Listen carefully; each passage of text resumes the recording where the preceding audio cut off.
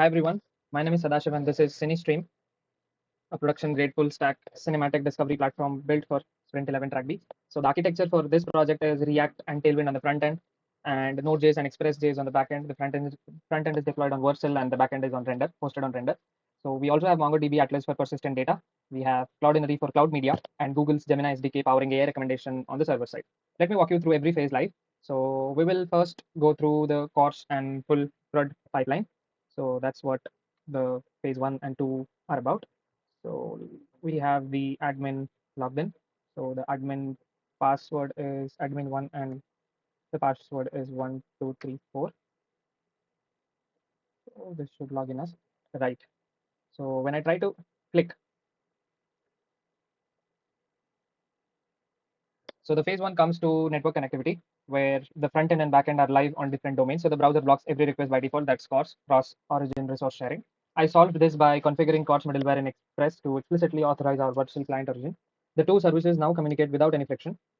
Now what I'll click the heart icon for this movie. We should see the post request firing in the network tab, and this should hit the Express API. So we saw the fetch API. This should be post, right? And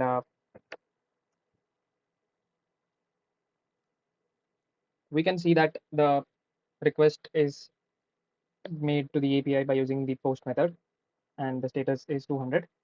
This way, the both front end and back end communicate without any issue. When I refresh, I should still see the movie being added in the favorites, which means the data is being persistent. And the favorite, whenever I click on the favorite icon, this explicitly writes into the MongoDB Atlas document. So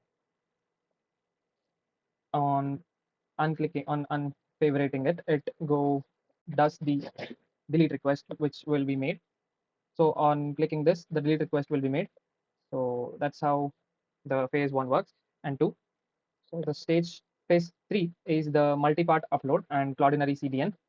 And phase 3 is where the engineering gets interesting. A naive approach would be storing image files as base 64 strings or binary blobs directly inside MongoDB.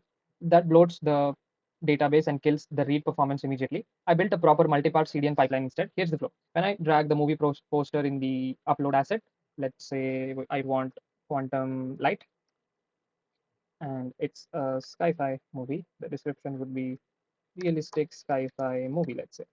And we also have to upload the image. Let's say we upload this image, and when I fill the form, I can see that it is in the loading state when it gets clicked. So that's our async boundary in React, shows the user something is happening. Behind the scenes, the React client bundles the file text into a form data object. The Express server uses Multer middleware to intercept and parse the incoming multi-part stream. The file buffer is piped directly to the Cloudinary, and Cloudinary returns a secure CDN URL, and that URL string is all we save in our MongoDB. Right, so we should have something like Quantum Light, which is here, and this is the custom movie with the custom tag. And I'll also show you the Cloudinary URL that we fetch in our MongoDB. Before that, we will also see the AI mood matcher and security engineering. So let's say I want suspenseful neon cyberpunk thriller. Let's say I want this movie, and it says the madman. We get the response that is given by the Google Gemini SDK, which parses the natural language and queries live TMDB data to surface the matching films. From a security standpoint, the API key never touches the front-end bundle. It lives exclusively in the render's environment variable behind our Node.js server. The browser will never see it. I also resolved a critical bug. The error handler is key leaked. So it was giving that the key is leaked warning. So every minor API hiccup triggered and the key compromised was warning in the UI. So the now backend reads the actual Google API response before raising any security alert. That's the difference between code that looks secure and code that actually is. Now we will come to MongoDB once. So yeah, here is what our uh,